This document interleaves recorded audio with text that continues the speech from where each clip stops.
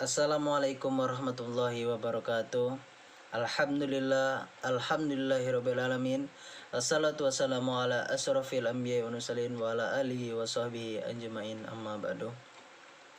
Yang pertama-tama, marilah kita haturkan puji syukur kita terhadap kehadirat Allah Subhanahu wa taala yang telah memberikan kita nikmat iman, nikmat kesehatan yang seperti yang kita rasakan sekarang ini. Tak luput salawat bertangkaikan salam kepada Nabi Agung kita, Nabi besar kita, Nabi Muhammad SAW, yang syafaatnya kita nantikan di yaumil kiamah. Baiklah, pada kesempatan yang berbahagia ini, saya Muhammad Habib Maulana bersama rekan saya Malita Giani, Elma Susanti, Trisuci, Noval Rapi Amar, dan Arif Alauddin.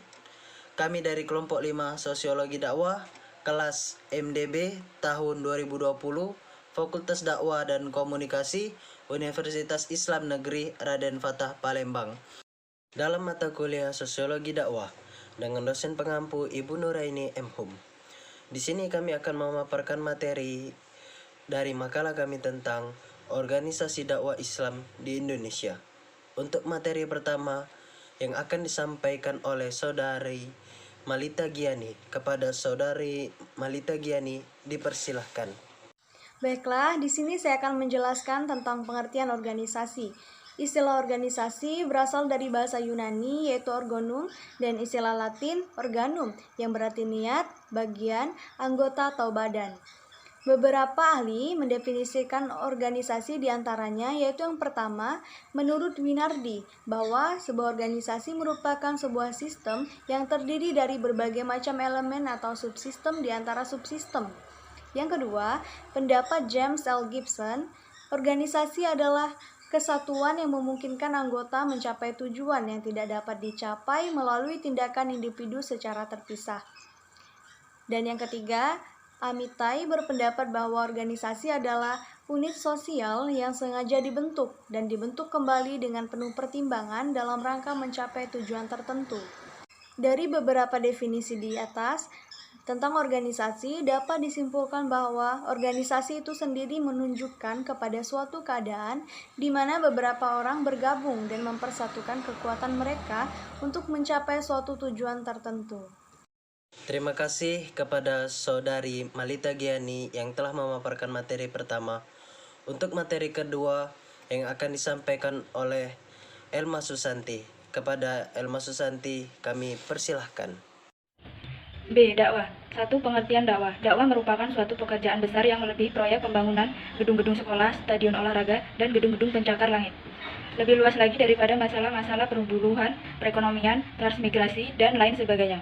Karena di dalamnya terdapat tiap-tiap bidang yang menyangkut persoalan-persoalan dakwah. Ditinjau dari segi etimologi atau bahasa, kata dakwah berasal dari bahasa Arab, yaitu da'a yaddu, dawatan, yang berarti mengajak, menyeru, dan memanggil. Definisi mengenai dakwah telah banyak dibuat para ahli yang masing-masing pada definisi tersebut saling melengkapi satu sama lain, walaupun dalam pendefinisian itu berbeda susunan redaksinya.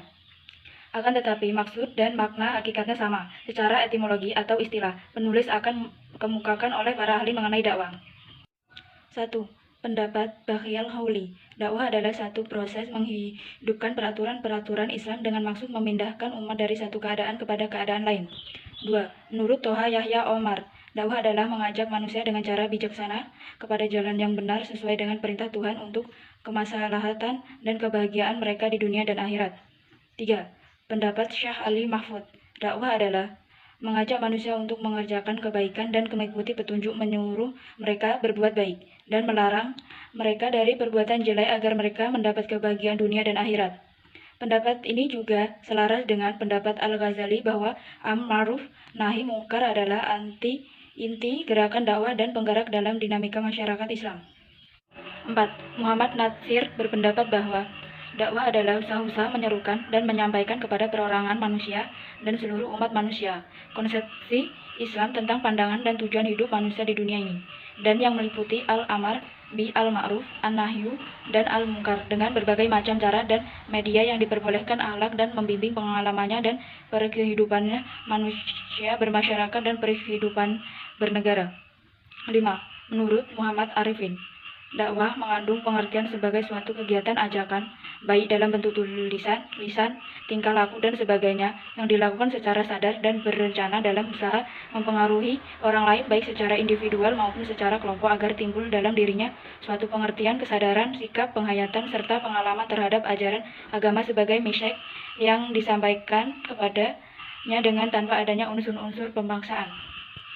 Dari beberapa definisi di atas, dapat ditarik kesimpulan bahwa dakwah adalah suatu ajakan atau seruan, lisan atau tulisan maupun perbuatan yang baik agar pindah dari suatu keadaan menuju kepada kebahagiaan dunia dan akhirat, dengan mengerjakan kebaikan dan menjauhi kemungkaran dengan berbagai cara dan media yang diperbolehkan. Terima kasih kepada Saudari Elma Susanti yang telah memaparkan materi kedua. Untuk materi selanjutnya, materi ketiga yang akan disampaikan oleh Saudari Trisuci. Kepadanya kami persilahkan. Baiklah, saya akan melanjutkan materi tentang organisasi dakwah. Dari uraian mengenai organisasi dan dakwah yang telah disampaikan sebelumnya, bahwa organisasi dakwah yaitu usaha atau pergerakan dakwah yang dilakukan oleh sekelompok orang yang tergabung dalam suatu wadah sebagai satu kesatuan dengan suatu sistem kerjasama yang terorganisir dengan baik untuk mencapai tujuan dakwah Islam. Dalam organisasi, khususnya organisasi dakwah, pengorganisasian dakwah sangatlah penting. Pengorganisasian dakwah berarti sebagai suatu tindakan untuk menghubungkan kegiatan-kegiatan dakwah yang efektif dalam wujud kerjasama antara para dai, sehingga mereka dapat memperoleh manfaat-manfaat pribadi dalam melaksanakan kegiatan tersebut dalam upayanya mewujudkan tujuan dakwah yang diinginkan. Dakwah pula terdapat 4 langkah yang harus ditempuh, yaitu yang pertama, membagi-bagi pekerjaan atau tindakan yang sudah ditetapkan dalam perencanaan. Yang kedua, menetapkan dan mengelompokkan orang atau para dai dalam melaksanakan tugasnya. Yang ketiga, menetapkan tempat atau lingkungan di mana aktivitas dakwah itu akan dikerjakan. Dan yang keempat, menetapkan jalinan kerja sama antara para dai sebagai satu kesatuan kelompok kerja. Dalam hal ini, pengorganisasian mencakup segala aspek pelaksanaan dakwah, baik bagi individu maupun kolektif dai, sehingga masing-masing bidang dapat melaksanakan tugasnya dengan baik. Terima kasih kepada Saudari Trisuci yang telah memaparkan materi ketiga.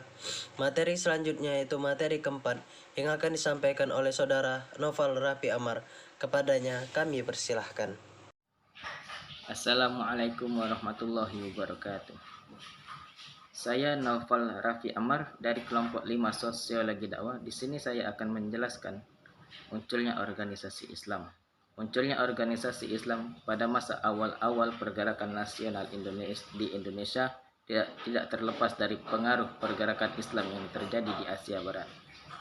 Pada akhir abad ke-19 muncul gerakan reformasi di negara-negara Islam Asia Barat.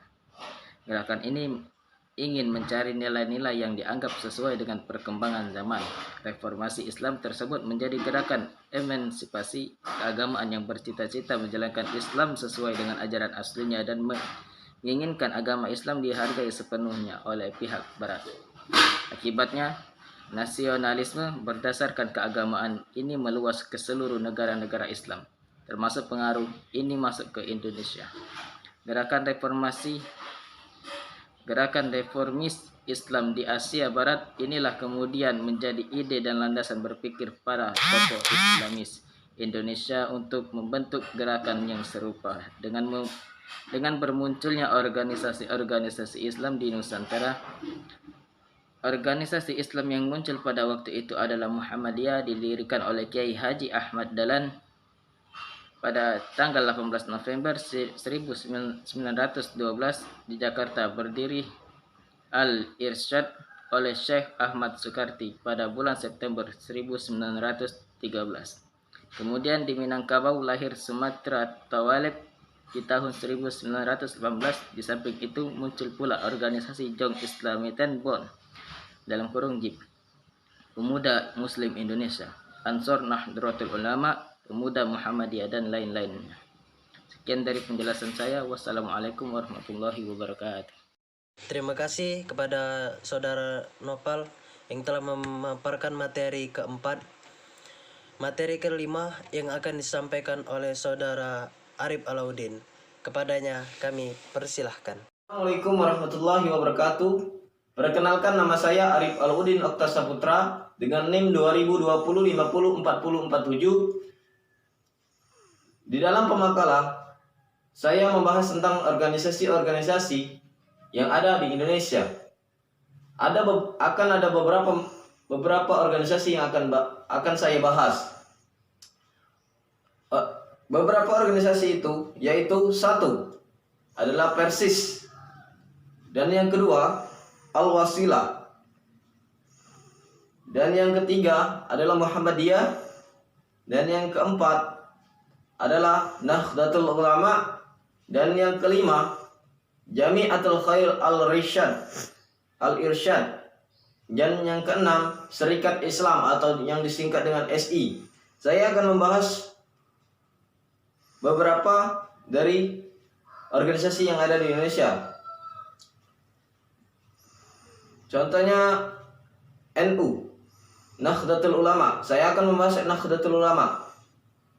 Nahdlatul Ulama atau yang diartikan dengan kebangkitan para ulama, salah satu organisasi sosial keagamaan di Indonesia, didirikan pada tanggal 16 Rajab 1344 Hijriah yang bertepatan dengan 31 Januari 1926 di Surabaya atas prakarsa Kiai Haji Hasyim Asy'ari dan Kiai Haji Abdul Wahab Hasbullah, diangkat NU. Organisasi ini berkedudukan ibu kota negara, tempat pengurus besarnya berada.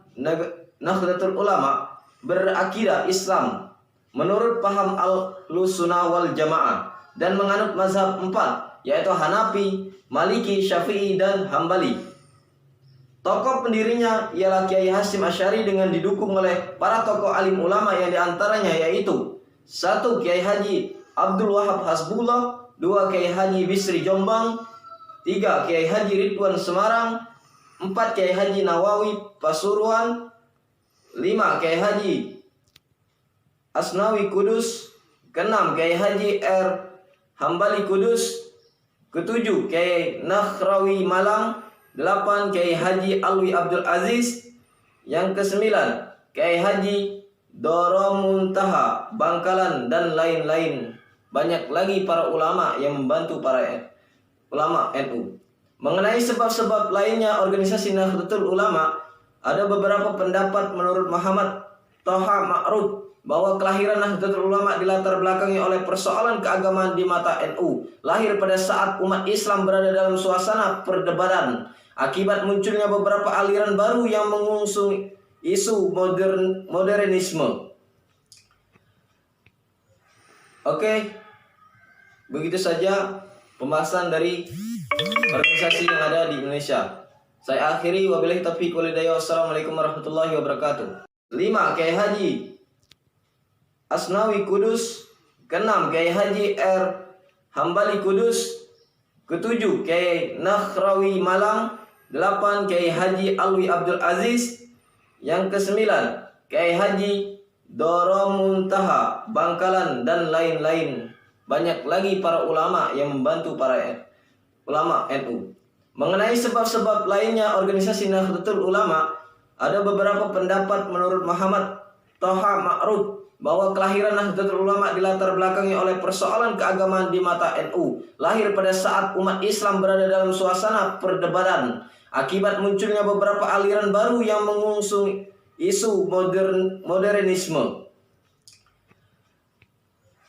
Oke, begitu saja pembahasan dari organisasi yang ada di Indonesia. Saya akhiri, wabillahi taufiq wal hidayah. Wassalamualaikum warahmatullahi wabarakatuh. Baiklah teman-teman, demikianlah materi yang dapat kami sampaikan.